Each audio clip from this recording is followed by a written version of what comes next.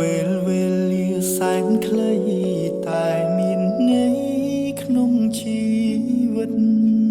អ្វីដែលតែងតែគិតពងប្រាថ្នា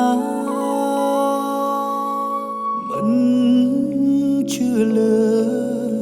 និស័យមិនជឿព្រេងវាសនាតែពេលនេះទើបដឹងថាជាការពិត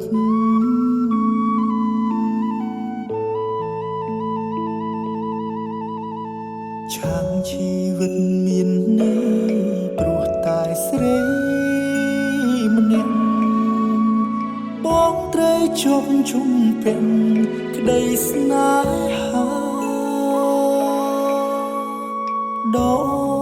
កចិត្តមិនរួចព្រោះតែដួងកែវនេ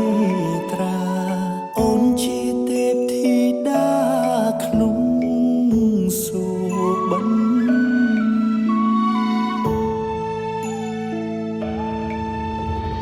សំរទេពអប្សរមិនល្អដូចអូនឡើយស្នាមញញឹមត្រានត្រើយ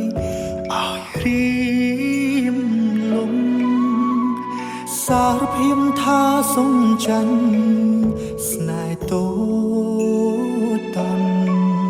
រៀមបនស្រន់ឲ្យឆាប់បានជួបមុខ